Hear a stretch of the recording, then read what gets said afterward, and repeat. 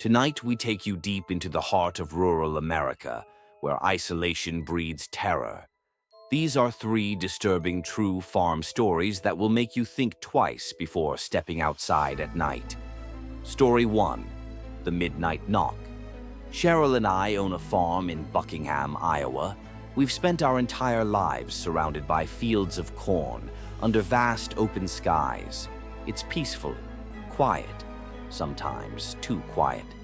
That August night in 2018, the rain drizzled softly, and we were enjoying a night in until an unexpected knock at the door shattered the tranquility. A voice, muffled, called out, "We need help." I lowered the TV volume, glancing at Cheryl. A second knock, more insistent. "We need help." I walked to the door. "Who's there?" I asked. A man's voice answered, "Oh, thank God. Can you open up? We're lost." I hesitated. "Who's we?" The voice responded, "My wife and I." Cheryl gripped my arm. Something wasn't right. I asked for proof. "Can your wife say something?" Silence. Then, "Yeah, but she's not next to me right now." That was when my gut screamed, "Something is wrong." I called my neighbor, George. As I waited, I shouted through the door, "I have a shotgun." "Leave now." More footsteps, circling the house. A window creaked. Cheryl screamed. Then headlights. George arrived, shotgun in hand. Whoever was out there vanished into the night. The police arrived much later, but they found nothing. We installed security cameras the very next day. Story 2. The Silent Watcher. It was the middle of summer, and I was house-sitting my grandparents' farm while they were away. The first 2 nights were uneventful, but on the 3rd night, I noticed something unusual. The cows were restless. I could hear them shifting around in the barn, their hooves scraping against the floor. Then I saw it, a shadow standing motionless near the cornfield. At first, I thought it was a trick of the moonlight, but then it moved, slowly, deliberately. I grabbed my flashlight and aimed it at the figure.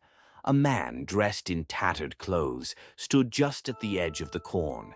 His eyes glowed unnaturally in the dim light. I shouted at him, demanding he leave. He didn't react. He just kept watching. Then, without warning, he turned and vanished into the field. I called the police, but when they searched the area, they found nothing. No footprints, no sign that anyone had been there. That night, I slept with my grandfather's rifle beside me. Story 3. The Phantom Plow. In the early 2000s, a farmer named Richard bought an old farmstead in Nebraska. The property had been abandoned for years, but Richard saw potential in the land.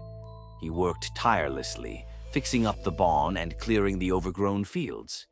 But then the strange events started. It began with the plow. Every morning, Richard would find deep, freshly dug furrows in the soil, despite no one having worked the land overnight. He locked his equipment away, thinking maybe kids were playing pranks. But the furrows continued to appear. And then came the voices. Late at night, Richard would hear whispers drifting through the fields, low, unintelligible murmurs, as if unseen workers were toiling under the moon. One evening, he set up a camera. The next morning, he checked the footage. The fields were empty, but the plow was moving on its own. Terrified, Richard abandoned the farm.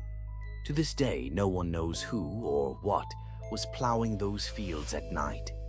These stories remind us that the isolation of farm life brings more than just peace and quiet.